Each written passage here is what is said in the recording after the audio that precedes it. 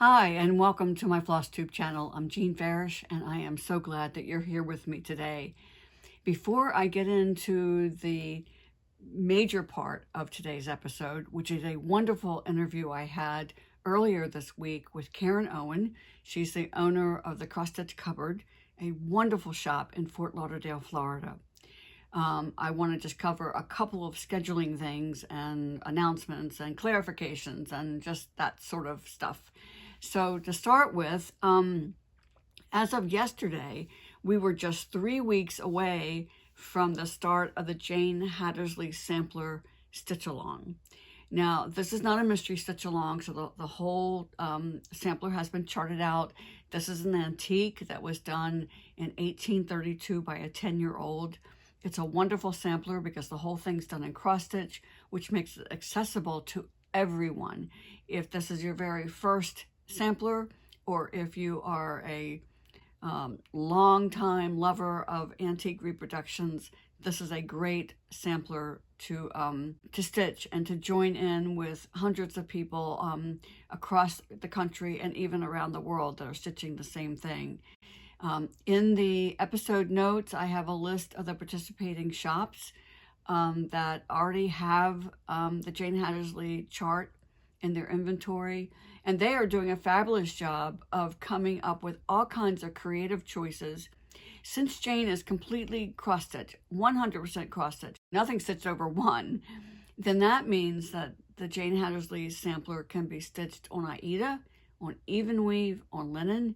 It can be stitched on any count, and there's a pretty wide range of colors of the background fabric that it will look good on. So lots of choices there. And then, as another layer of creativity, some shops have also done silk conversions. So you can stitch it in floss, either DMC or Cosmo, and you can stitch it in a variety of silks. So there's really something for everyone in the Jane Hattersley Stitch Along, and I hope that you will join us. Now, on April 9th, which is the start date, that's the date on Jane's sampler, I'm going to do 3 Facebook Live presentations. I don't really know what to call them, but if you've never seen a Facebook Live, hopefully you'll join in this one and it'll be the first time around. If you are familiar with them, then you probably have a better idea of what they're like than I do. So the times I'm giving you now are all Eastern time zones. So at noon, at 6, and at 10 p.m., I'm going to do a Facebook Live. That way that covers as many different time zones as I can squeeze in, and also keeps in mind the different schedules and obligations that, you know, we all have other things that we need to do with our life besides stitch. Yes, we would love to only be able to stitch all day long, but we know that that's not the case. And speaking of schedules, a week from today, on March 27th, we will open the general registration for the Stitchers Escapes cruise around the British Isles. I'll be teaching on this cruise, as will Vicki Jennett from Needlework Press. And whenever we have short excursions, we will focus on needlework whenever possible. But with that in mind, this cruise does have a general appeal. So if you have a spouse that would like to come along on the cruise, or just a travel buddy that wants to see the same places that we're going to see but doesn't stitch, that's okay. Bring them along. There's plenty of just general interest activities going on. And although on our short excursions, if there's something stitch related, then we're going to grab that opportunity.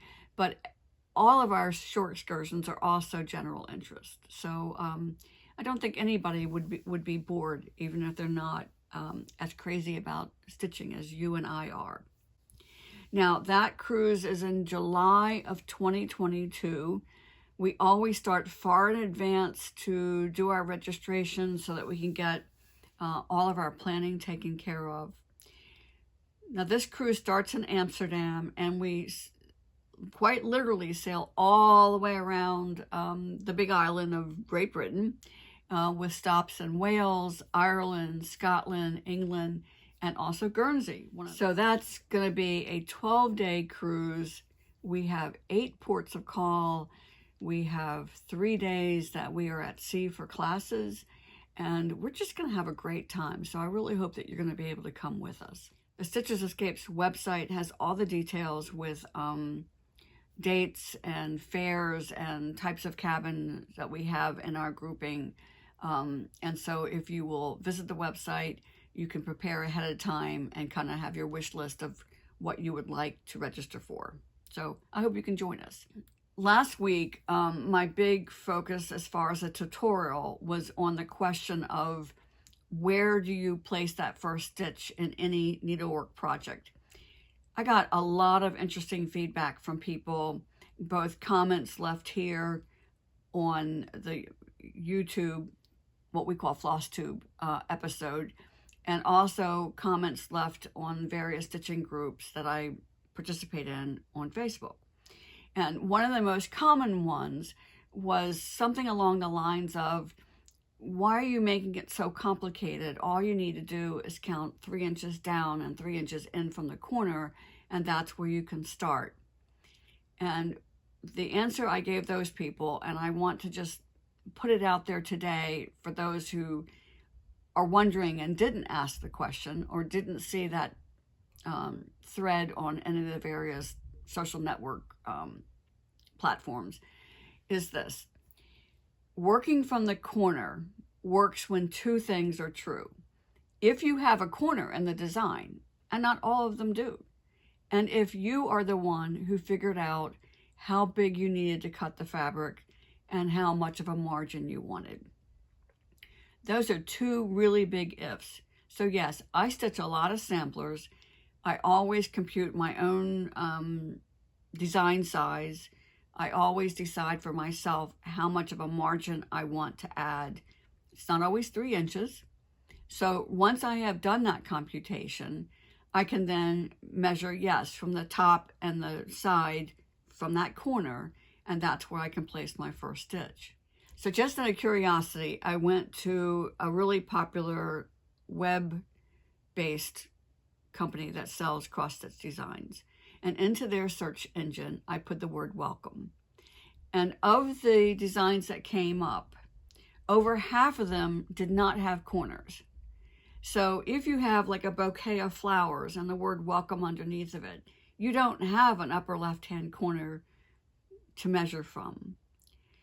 And if you have something like a kit that's been prepared for you, you don't, unless it tells you somewhere on there, you don't know what kind of margin they have allowed for you.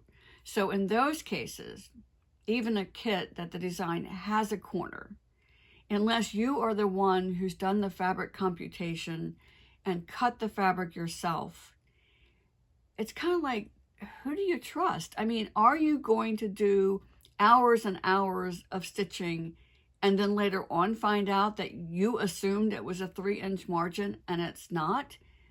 So in both of those cases, that's why my tutorial focused on finding the center of the fabric and the center of the chart, deciding where you want to place that first stitch, and counting up and over or down and over, whichever direction you want to go in.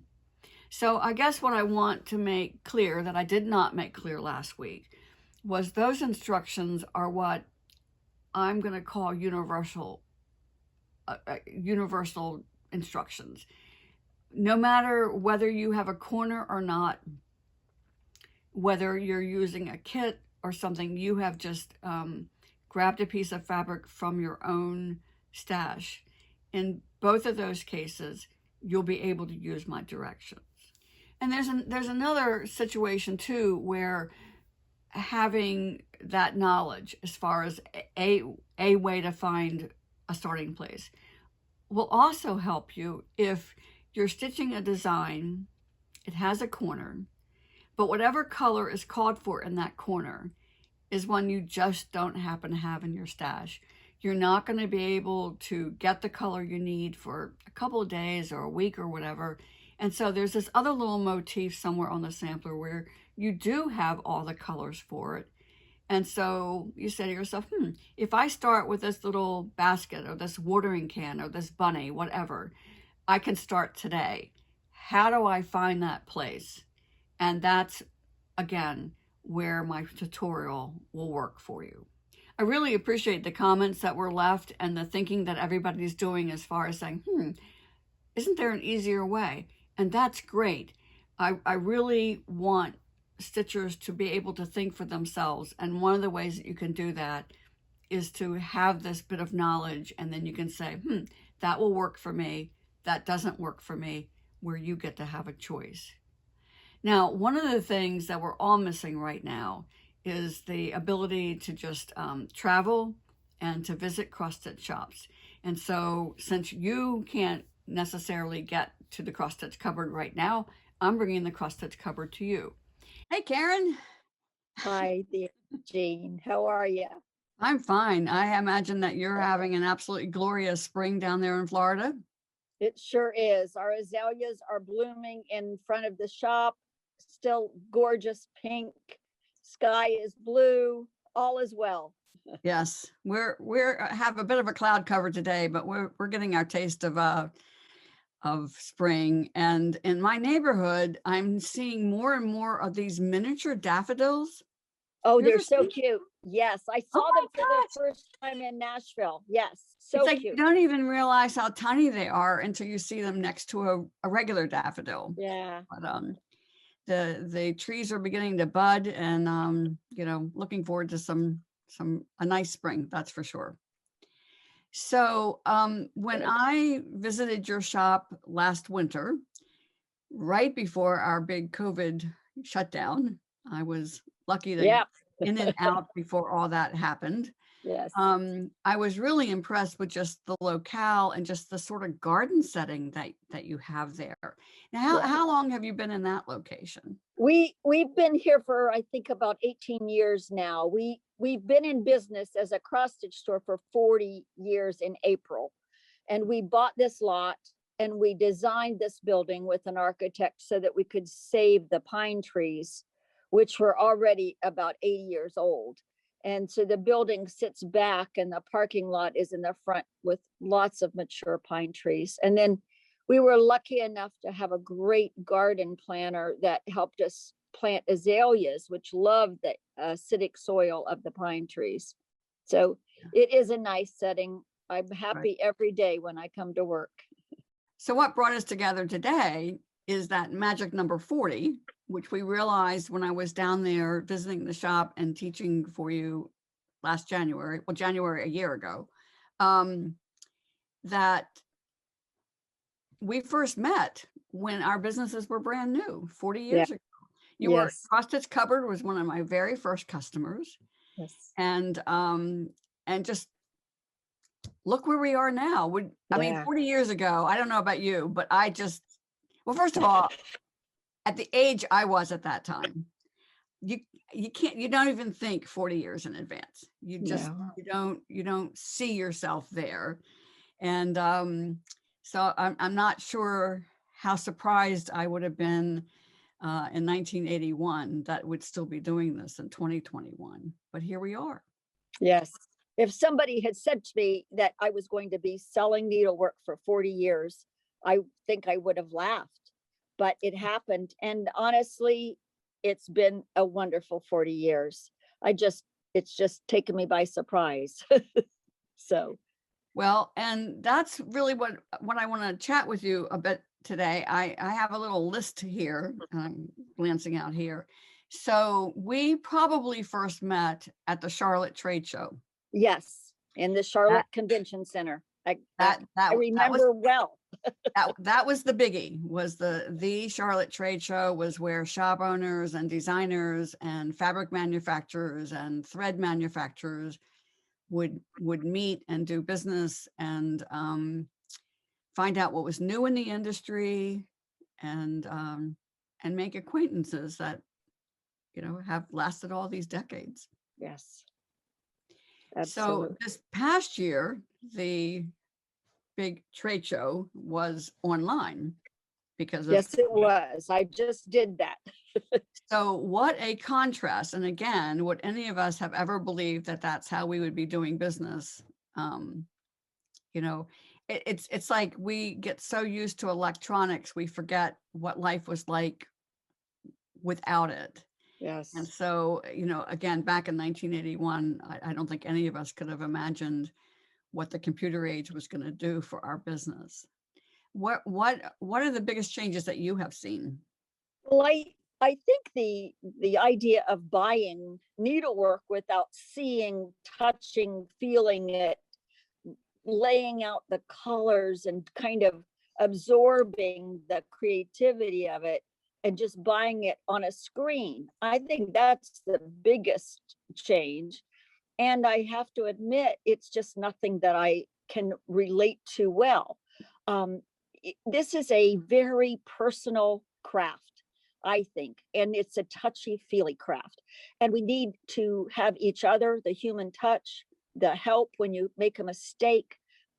So that's the biggest change, that the predominance of buying things online and not really having somebody right there to help you pick colors or choose something that you might not even know about.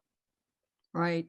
Well, and again, back to this recent trade show experience, it I think it probably helps shop owners like you to even more identify with their customers that they're Yes, in the same boat. yes. They're out there picking their next precious project without the touchy-feely thing and without the individual attention. Yeah, Um, I felt it the whole weekend, what it must be like, especially for people that don't have a store close by. But perhaps the end result will be that we will be better. I mean, we've all got websites, we've all got ways to do business online. Maybe we will do better having had this experience of having that as our venue to look on the screen and buy without ever touching the fabric or seeing the fabric in person, for example. well, this isn't on my list, but I figure that you are probably a good person to ask about this before I go broadcasting it. When people have reached out to me saying, I don't have a shop nearby, I don't know how to pick things without seeing the fabric, etc. Especially the people who are making that big leap from being exclusively Aida stitchers to The becoming linen, linen yes, or even weave. So yeah. here's what I have been telling them, and I would love to get your feedback on this. My advice has been to reach out to maybe several shops and say, here's who I am. This is what I'm looking for. Can you help me? And then gauging the response you get from that shop owner. In other words, basically building a personal long distance relationship with Yeah. a shop owner until they get to know you and you get to know them, so that you're aware of what the range of their inventory is. Especially if you have, and I think we all have our stitching preferences. You have your, some people love samplers, some people like the traditional, some people like the irreverent. So, finding the shop that carries what you're shopping for is number one, I think. And then number two is the shop owner as willing to engage in this long distance relationship as the shopper is, to listen, etc. So what? I think it probably varies with shop owner to shop owner, but I can speak for myself.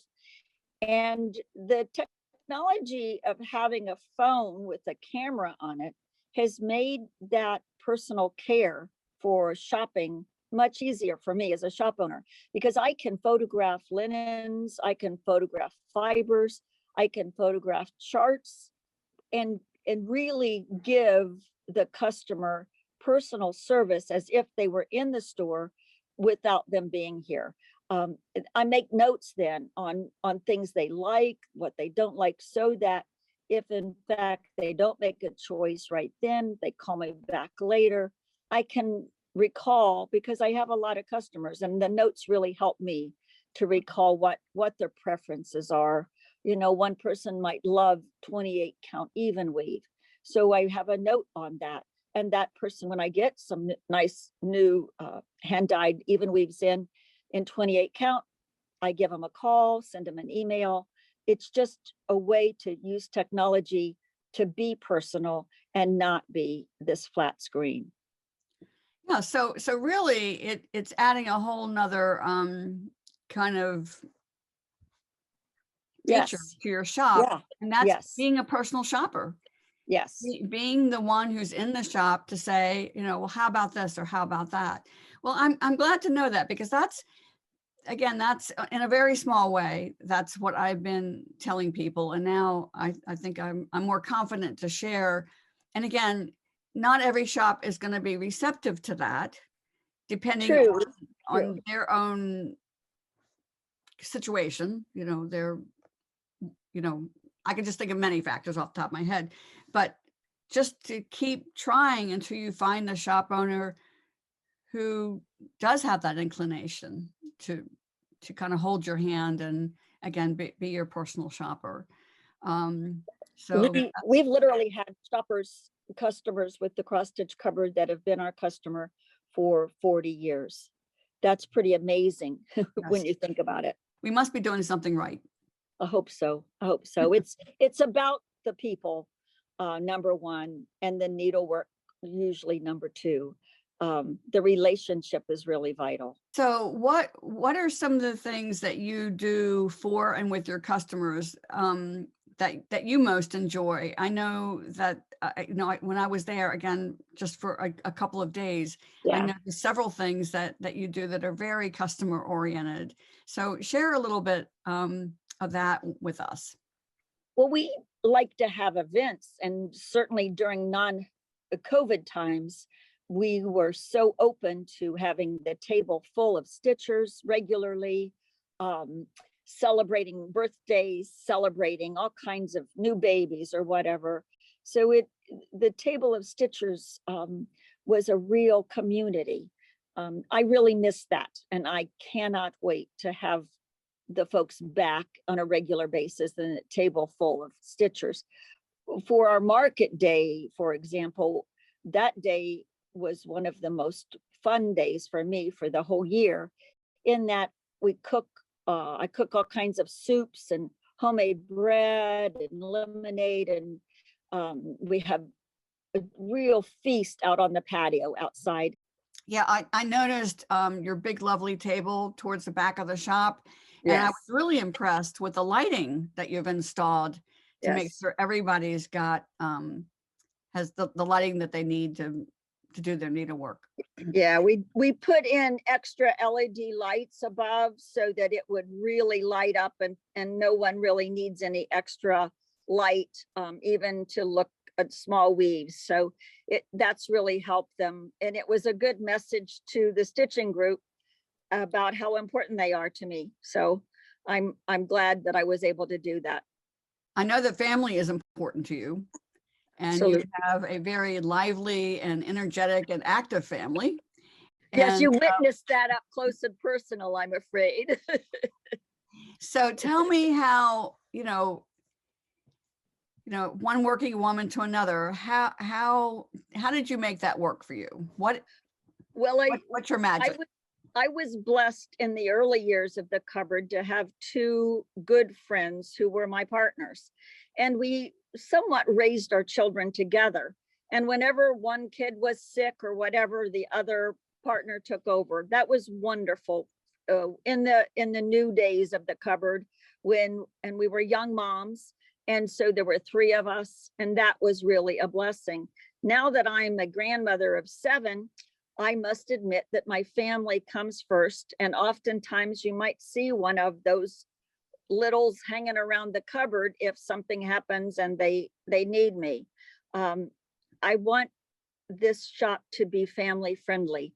I want it to be memories that my grandchildren think about me, not just cooking big family meals, but also running a business that was alive and made a difference in this world. I only have 2 grandsons, but I've taught them to cross stitch. I think it's important to have that, pass that on.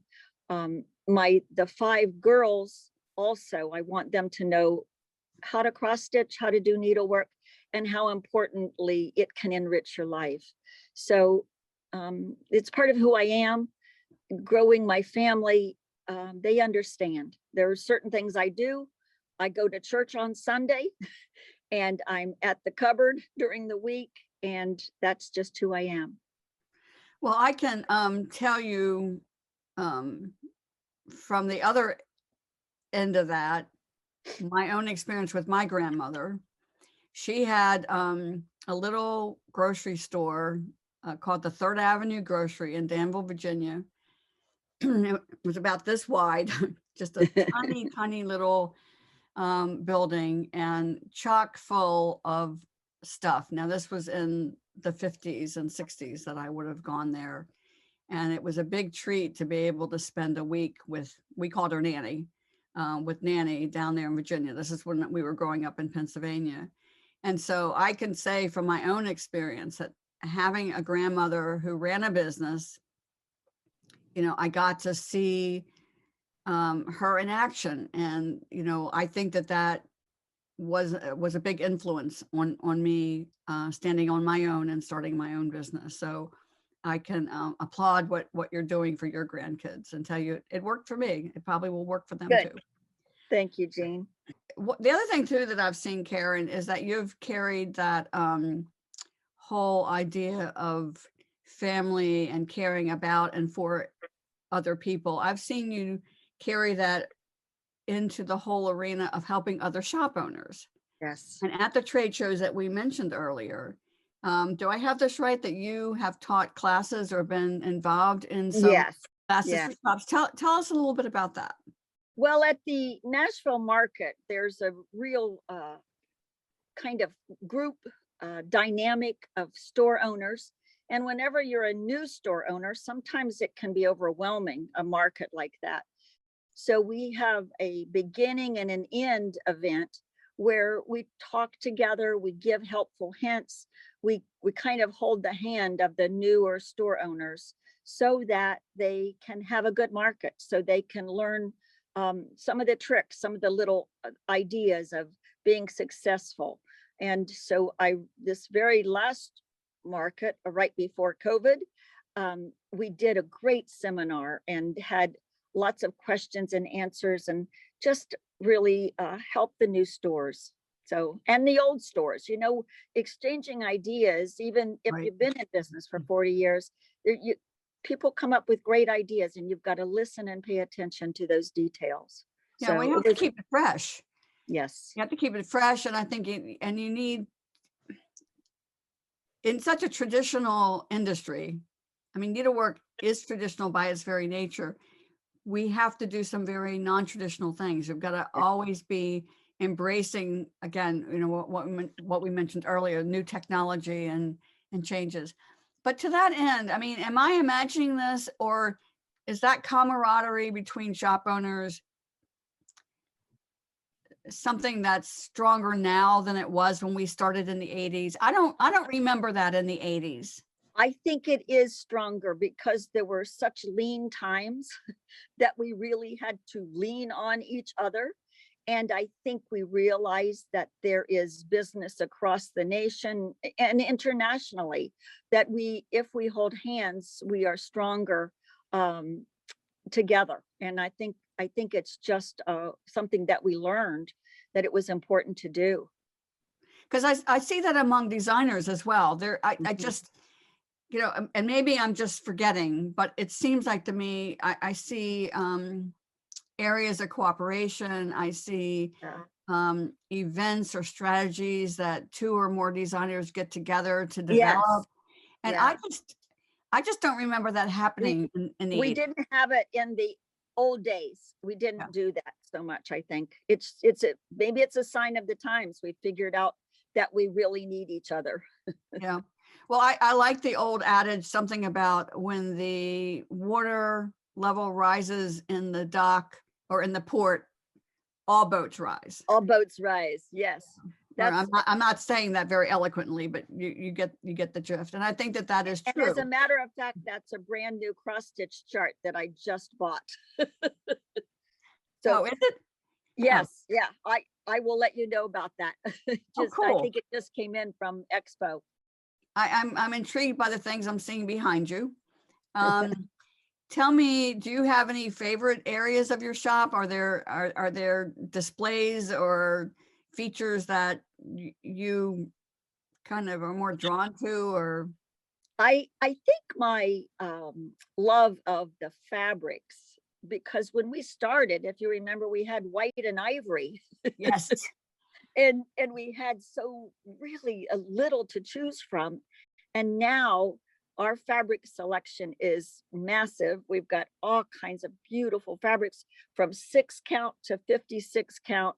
And it's just so much fun. When I straighten it all up and look at it, it just gives me great delight. So the fabric's probably number one is an area that I love. But the new models, whenever we get a new model, I also get excited and am so happy to have something stitched, and because that's what sells the charts. When somebody sees that beautiful new model in the store, then they want to make it, So How do you get your models? Certainly you don't stitch all of them. oh, absolutely not. I have an incredible employee, Mary, who stitches faster than anybody I know, and she is constantly producing beautiful, beautiful models. Some of my customers have stitched models for me. Sometimes a customer, because we do custom framing and finishing, sometimes that customer will say, I don't need that right now. Why don't you just hang it in the shop? And that has been a great gift for the cupboard to have the customer say that. And of course I do trunk shows right now. I'm waiting for Lucy Beam to arrive. So that's been shipped to me. That trunk show will be right up front behind the counter. And I love to do the trunk shows because that gives a little piece of that designer in the shop, and it helps my customers see different things that I might not have. So we talked a little bit about how much fabrics have changed in our industry, and I really completely connected with you when you said, yeah, at the beginning we had ivory and ecru. And I remember a very specific conversation with Zweigert, telling them that they needed an Aida color that was similar to dirty linen. Remember dirty linen? Yes, yes. Which is basically, for those of you watching, it wasn't dirty. It was unbleached linen. Yeah. So it had just kind of, it wasn't taupe, it wasn't gray, or I mean, they still make it, but linen that's unbleached and not dyed. And it's a perfect neutral. It's a perfect neutral. It is what it is. So I remember having a conversation with the people from Zweigert saying, you really need to create an Aida that's similar to the dirty linen color. And they were like, really? I'm like, yes. So it is intriguing to see how much that's changed. But let's talk about threads and how much that's changed. Absolutely. And the silks, which are absolutely so like stitching with butter, are so beautiful. And that's another part. This industry has grown in just a tremendous way. In our 40 years, when you think about how we have, remember some of the charts were hand done and not very well in the beginning. And so look at how charts have increased in their legibility and their beautiful, easy to stitch by. So we were right on that cusp of when I started, and you probably remember this, most designs were just black and white photocopies. Yes. They weren't even printed, and there was no color, there was no photograph. Yeah. It was just a photocopied chart. Yeah. And the early 80s was right when the transition started into doing a full color cover with a professionally printed and bound booklet. Yes. So yeah, we've come far. So the fibers, we carry so many different fibers. It's almost head spinning to keep up with all the fibers and the hand dyed, even just hand dyed cottons. But we do our best. Some of the suppliers are better than others at supplying us. And we just keep ordering. With all the changes that we've talked about, there's still some things that haven't changed at all, like embroidery hoops and needles. Yes. And I get more questions, I think, about needles than any other single thing. I think people know not to ask me about Q-snaps because I don't use them. But I Yes. know a lot of people do. But I'm just, that's one of those things I think in our industry that like John James needles are made the same way now that they were 200 years Yeah. ago. Yes. It hasn't changed a lick. And that's the one thing I always say, it's better to spend a few pennies more and get the quality needle because it pays off in the end. That it really makes a difference. So needles Absolutely. are vital, but also personal, because just because you might have big hands or small hands or whatever, it's what feels right in your hand. It's a personal thing, the needle size.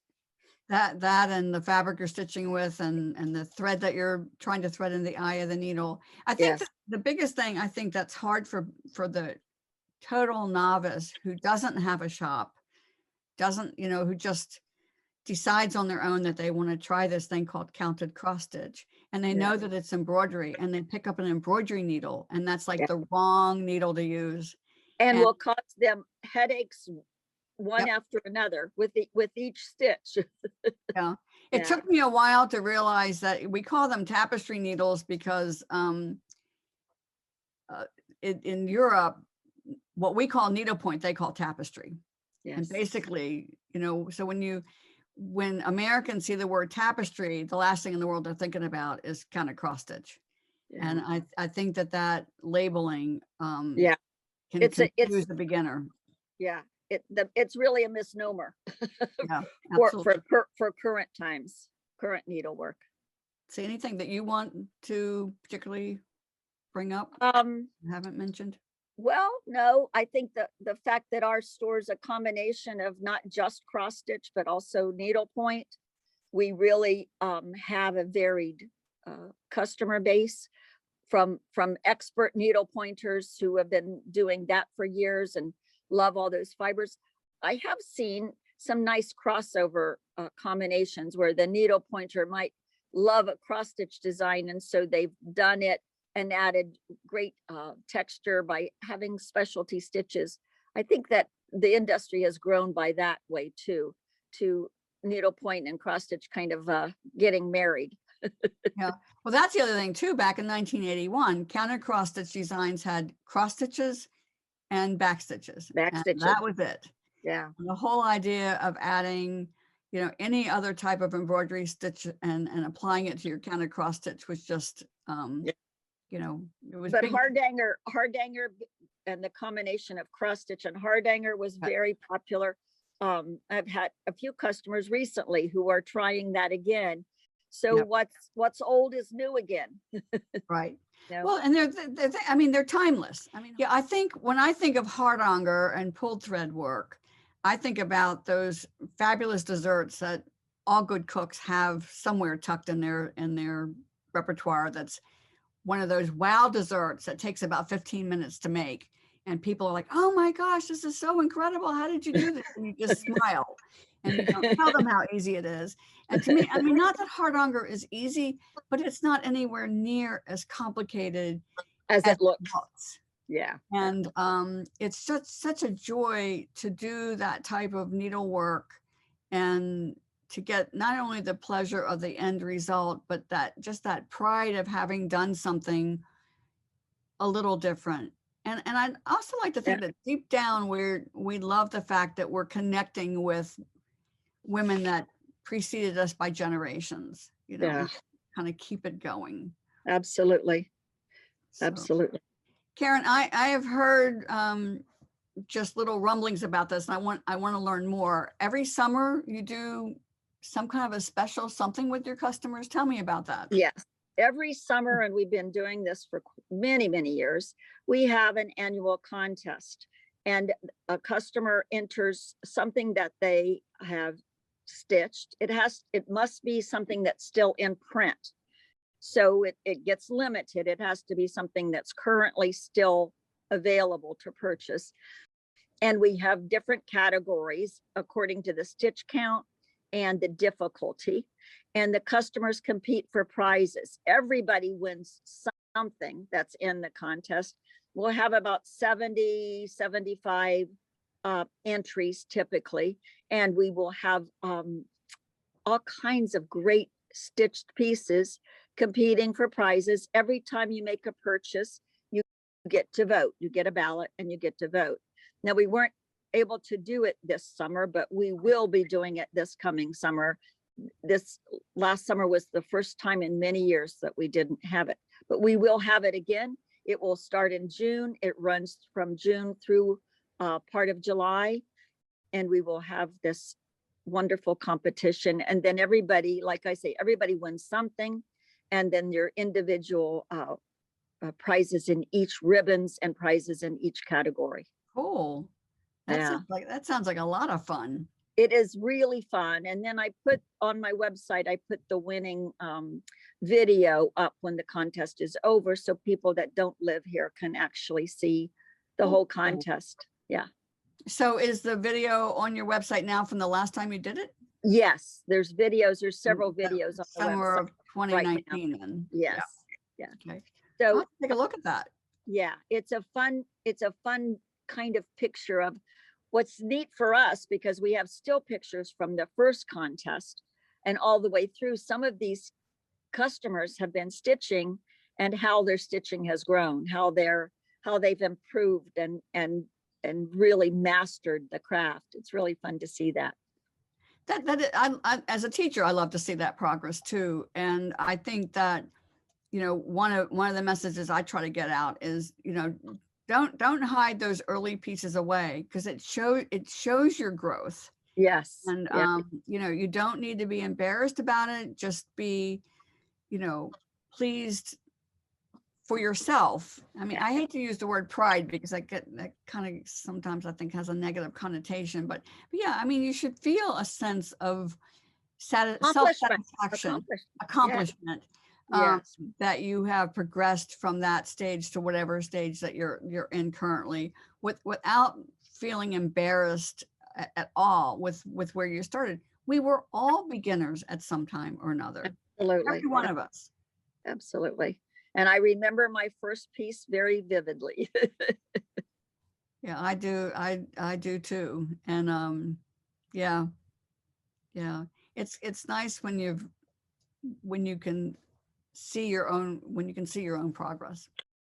I know one thing we didn't talk about that will fit in somewhere is Jane Hattersley. Yes. And I can't remember now. Have I shipped any of those to you? No, I don't have them yet. Okay, well, I need to get those in your hands. Yes, I'm anxious to have it, because there are great Jean Farish followers that live right here. Okay. Yeah, I need to get some in the mail to you. And okay. In fact, that's one of the things that's on my list of things to do today, is to send out another email to shop owners. And okay, good. We will be happy. April 9th is the launch date for Jane Hattersley, and it's coming up fast. Good. So well, I have gotten some calls about it, so that will be wonderful. So we'll get those customers taken care of. And one of the things that's great about Jane is, since it's 100% cross stitch and it's all over 2, it can be done on Eda, it can be done on even weave, it can be done on linen. Right. And if somebody is adventuresome enough to stitch the whole thing over 1, they can do that. Yeah.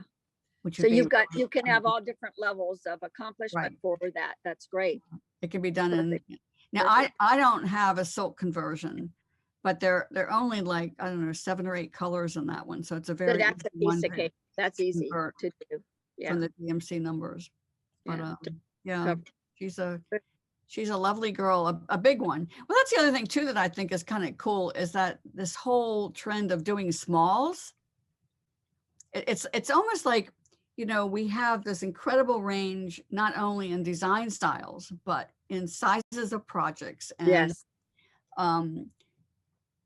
everything from 14 count Aida to 56 count linen. And, you know, there truly is something for everyone. Yeah. And that's a plus, because as you age, what you maybe did when you were younger, you might not want to do when you're older, and there's something for you. You can keep the craft going no matter what your age. Right. Well, I think sometimes you must feel a little bit like a matchmaker because you're like matching up the person with the Yes. inventory, and Yes. everybody who walks in your door, I know they all get a big smile and a big welcome. And Yes. then that whole dance starts of getting to know them and how you can best Exactly. serve them. And Yeah. you know, that's readily apparent in your shop. Thank you. Thank you. I'm proud of this place and I love being here. And I've got wonderful customers. It's been a true blessing to me to be able to do this for 40 years. Right back at you. All right. Thanks for visiting with us today. Oh, thank you for having me. It was a real delight. Have a great day. Bye. Okay. And that's a wrap for the day. I hope that you will mark your calendars for April 9th and pick a time that you think that you'll be available, remembering that the noon, 6 p.m. and 10 p.m. times are East Coast times. Choose one of them and plan to be on Facebook and join the Facebook Live. Also, you may want to mark your calendar for next Saturday, March 27th, 11 a.m. Eastern Time. And that's when the registration will open for the 2022 Stitchers Escapes cruise to the British Isles. So lots of opportunities. And I hope that you have a great week and that you stitch happy and stay safe. I'll see you next Saturday.